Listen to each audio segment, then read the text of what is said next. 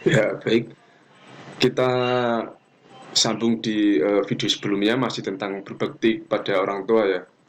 Dan untuk kali ini kita lanjutkan ke berbakti kepada orang tua yang sudah meninggal. Baik, coba dari teman-teman apa sih yang teman-teman ketahui tentang berbakti kepada orang tua yang sudah meninggal? Ada yang tahu? Silakan. Iya, Mas Villa silakan. Iya, benar. Jadi berbakti kepada orang tua itu ketika orang tua kita sudah meninggal, untuk kita itu meminta ampun kepada Allah SWT dengan tobat nasuha. Jadi mungkin kalau orang tua kita masih hidup, mungkin kita sering diingatkan untuk sholat, diingatkan ke hal-hal kebaikan. Namun ketika orang tua kita sudah meninggal, siapa yang mengingatkan? Siapa? Kecuali diri kita sendiri ya. Dengan meminta ampun kepada Allah dengan taubat nasuha. Kemudian mendoakan orang tua kita agar mereka diampuni dosanya. Karena itu ya yang paling penting, karena apa? Anak yang berbakti kepada orang tua itu mendoakan ya. Orang tua itu butuh doa kita, butuh doa dari seorang anak untuk agar lebih baik, agar baik di akhirat lah. Karena itu merupakan uh, doa yang dibutuhkan ya, ketika di akhirat nanti. Kemudian membayarkan utang-utangnya.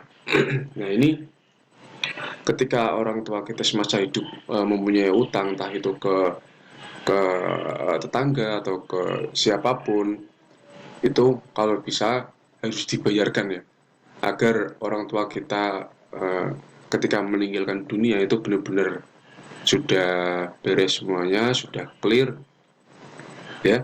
Karena ketika hutang-hutang ini belum dibayarkan, belum dilunasi, itu akan menjadi penghalang, akan menjadi eh, sebuah masalah di akhirat nantinya ya. Akan menjadi penghalang untuk masuk surga. Kemudian melaksanakan wasiat sesuai dengan syariat.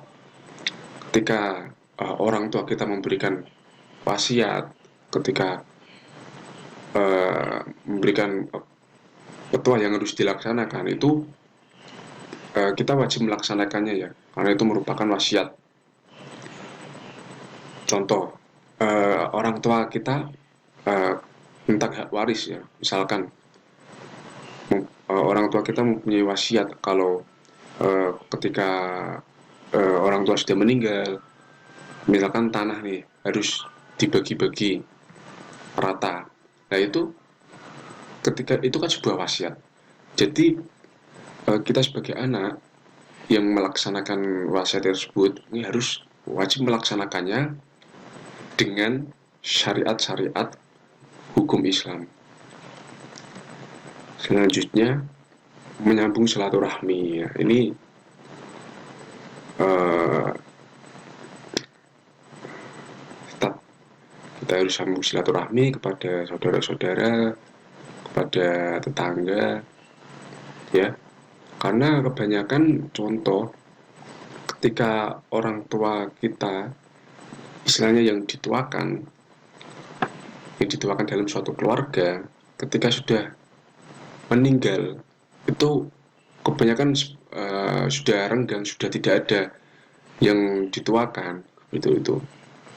Padahal sebelum orang tua meninggal banyak yang berkumpul, uh, berkumpul satu keluarga besar berkumpul, saling silaturahmi begitu. Namun ketika meninggal banyakkan orang sudah jarang bersilaturahmi, makanya harus menyambung silaturahmi.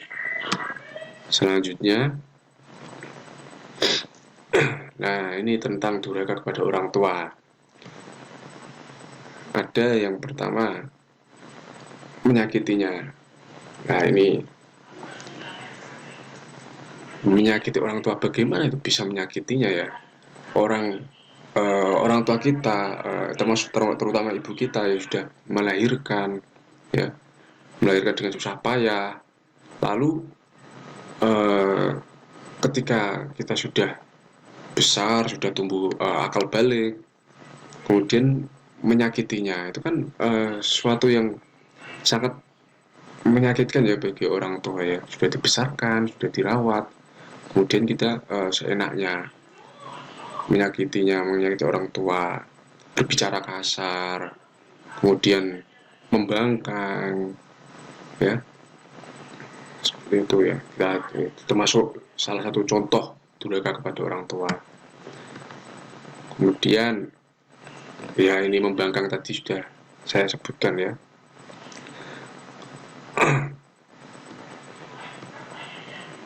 Selanjutnya tidak mengurusnya. Nah, ini ketika orang tua kita sudah memasuki usia lansia, sudah memasuki usia senja, kita sebagai anak ya harus mengurusnya, merawatnya. Kemudian karena orang kalau sudah sepuh itu kembali lagi seperti bayi ya, yang kalau susah, kalau mau ngapa-ngapain susah, jadi kita harus merawatnya. Apalagi orang tua kalau sudah susah jalan, sering di kasur, kalau berak itu harus nyebokin. Nah, itu kita sebagai anak nggak boleh kita membiarkan saja begitu saja. Ya, kita harus perlakukan orang tua kita seperti orang tua kita melakukan kita sewaktu kecil, merawat kita. Itu ya, kalau kita tidak mengurusnya, kita bodoh amat tentang orang tua kita ketika suruh merawatnya, itu termasuk bentuk durhaka kepada orang tua ya. Kemudian malu mengakui orang tuanya. Nah, ini ya, kita jangan malu mengakui orang tua kita ya. Contoh kalau misalkan ya apapun itulah, misalkan orang tua kita bekerja apapun, orang tua kita eh, sebagai apapun ya pekerjaannya, entah itu jual gorengan, contoh ya, jual gorengan, atau bekerja sebagai beca atau apa, ya nggak apa-apa ya,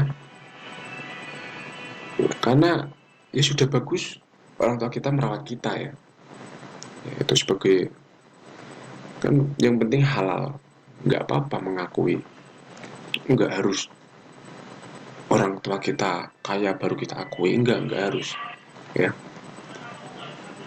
nggak apa-apa. Mau orang tua kita contoh misalkan,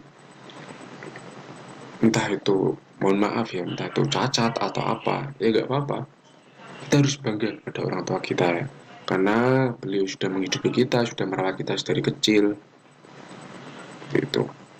Kalau malu mengakui orang tuanya ya, misalkan dijemput orang tua ke sekolah malu mengakui, nah itu durhaka tuh kepada orang tua, nggak baik ya. Selanjutnya, nah, keutamaan berbuat baik kepada orang tua. Ada salah satunya salah satu bentuk jihad ya, fisabilillah ya.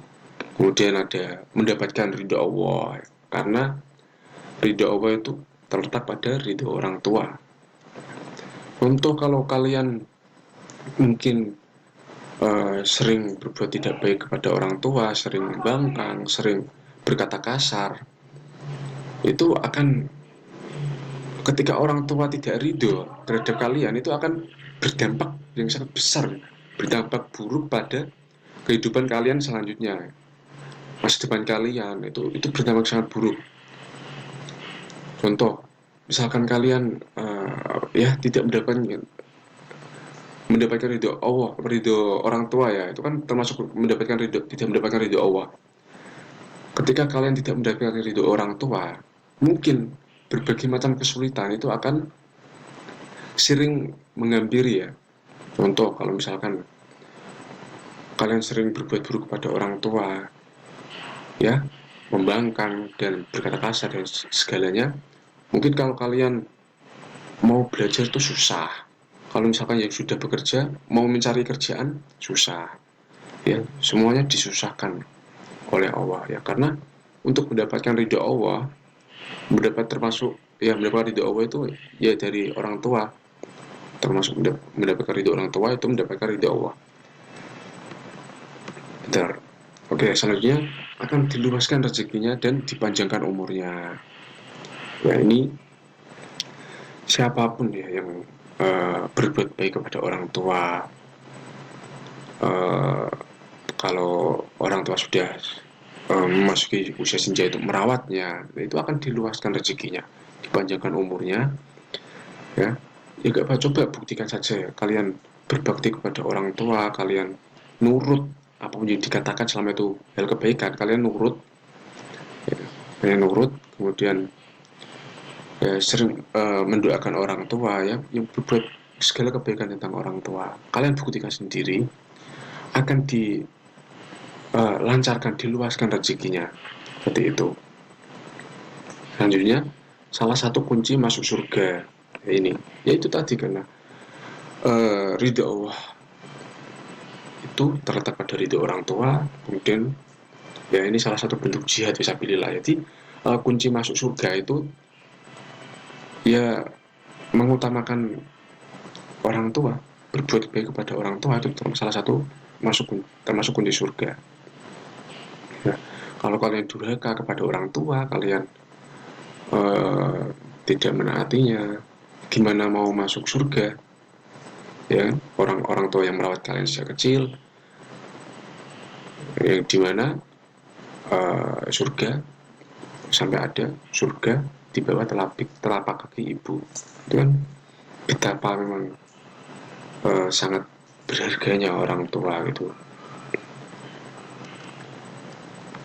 Iya, iya, telah selesai. Selanjutnya dari teman-teman ada yang ingin ditanyakan atau ada pertanyaan, silakan.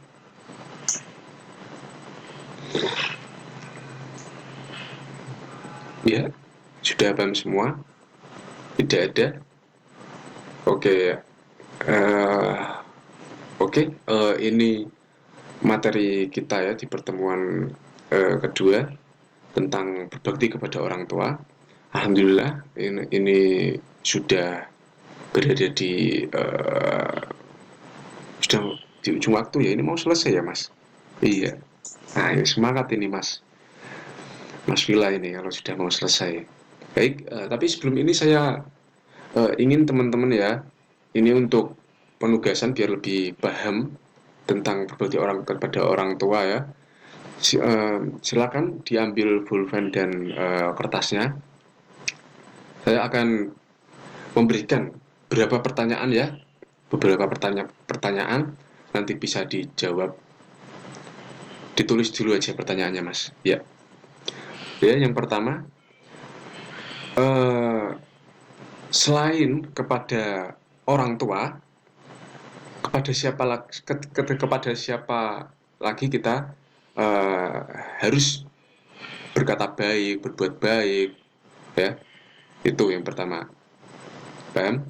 Ya, ya, kita lanjut pertanyaan kedua.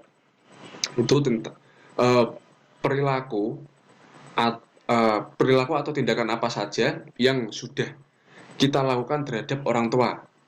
Yuk, bisa disebutkan nah, harus banyak pokoknya. Karena ini berbuat baik kepada orang tua. Minimal 10. Selanjutnya, apa saja tindakan yang tidak boleh kita lakukan pada orang tua. Nah, tadi sudah kita bahas bersama-sama ya.